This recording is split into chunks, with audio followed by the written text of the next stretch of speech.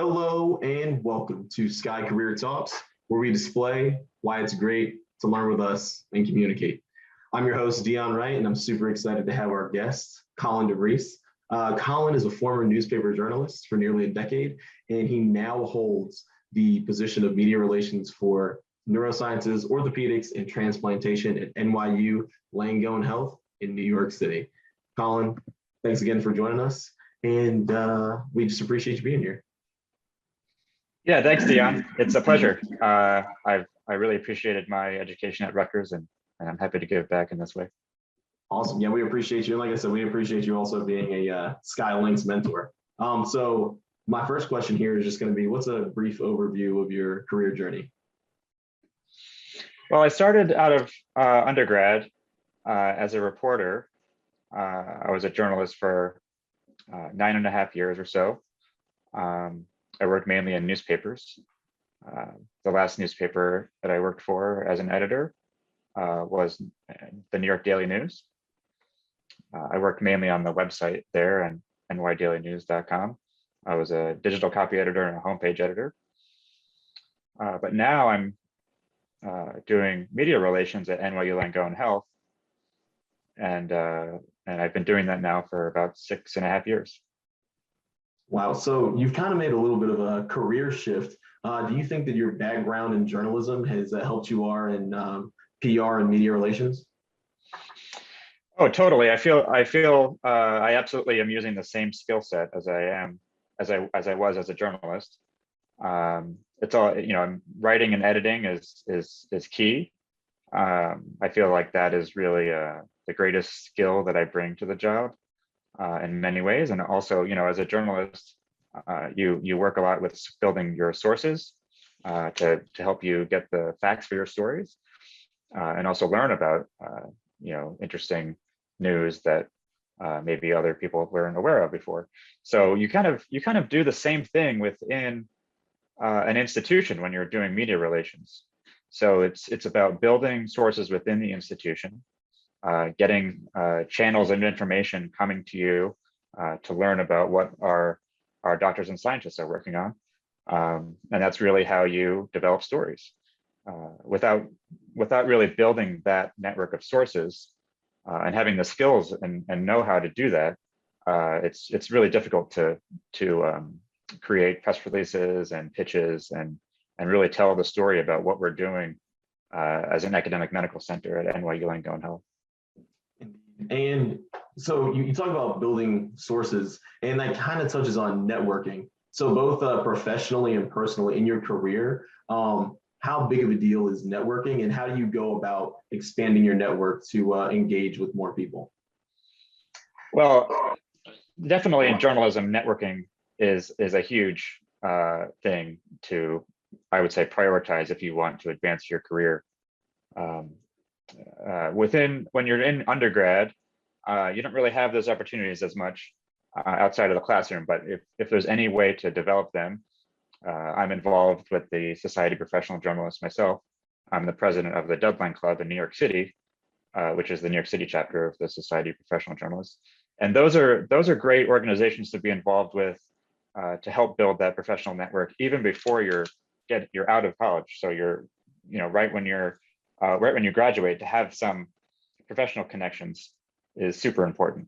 And as you build your career and think about your next move, those connections often help you. If knowing someone in a newsroom, they might know an editor who's hiring right now, and you could try to apply and have a good way into that newsroom through that source, that connection.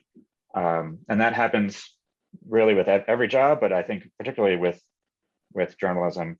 And I guess I've only had this one PR job, so I don't know if that's the same for PR, but I imagine it is. Absolutely. And then also, so we kind of touched on how having different experiences, like even your time as a journalist, helps you in media relations now. I know that you spent some time with AmeriCorps. How do you think that has influenced your career journey at all? So I did AmeriCorps National Civilian Community Corps, which is AmeriCorps NCCC, after college. I was always interested in doing a service-oriented uh, uh, project, or like something like a Peace Corps I was interested in early on. And then I found that AmeriCorps was a great opportunity with only about a year commitment, and I could actually work within the U.S. To help fellow Americans around the country. And I felt like that was really a foundational part of my life, really, because I was able to really help a lot of people, and it really created a solid work ethic, and also just gave me a different look at life around the country. You kind of get out of your comfort zone, and you meet new people, and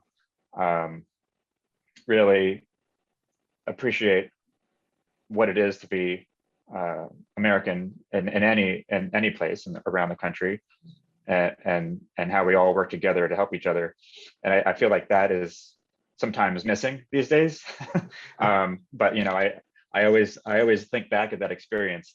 I spent most of my time working in the Gulf Coast after Hurricane Katrina to help rebuild homes that people lost due to the storm. So we were working with Habitat for Humanity, rebuilding homes. We worked with United Way to do disaster relief assessments. We also worked at a volunteer kitchen where groups from around the country would come to the Gulf Coast to help rebuild. And just seeing that and knowing that was the kind of like patchwork of support from all over the country to help this one area, this one group of people, I think is a pretty powerful thing. Indeed. And also, I think you kind of touched on it.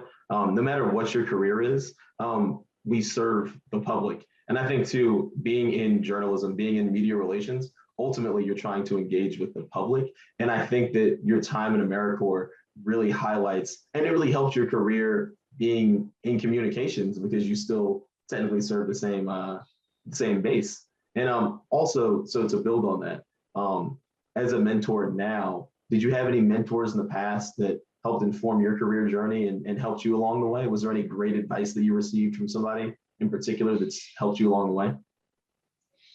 So during that AmeriCorps service, I actually had taken a break from journalism to do the AmeriCorps service, because the timeline's a little messy, but after college, I worked as a reporter right after I graduated, but I had already committed to doing AmeriCorps the following year. So I left to do AmeriCorps. And so I was actually still writing. I was still writing a column, a national service column, while I was in AmeriCorps for the newspaper I worked for previously.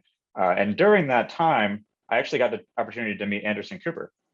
He came to the Gulf, to New Orleans, to see how the recovery was going.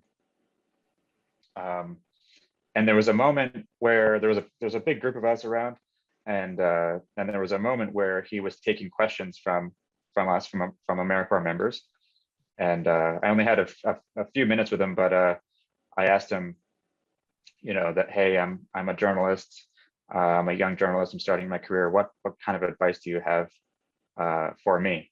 And he just gave me very simple advice, which I feel like has really affected me in my career.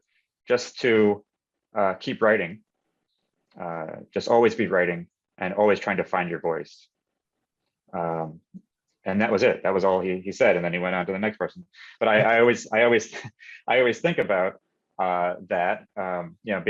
He was a super successful journalist himself, and that's what he did as a journalist. He found his place. He found his voice, and he really tapped into that and became pretty successful. So I always think about that, and I always do. Work on. I feel like I'm always trying to find my voice sometimes, and I think you're always constantly trying to improve yourself, and the more that you write, the more that you'll improve.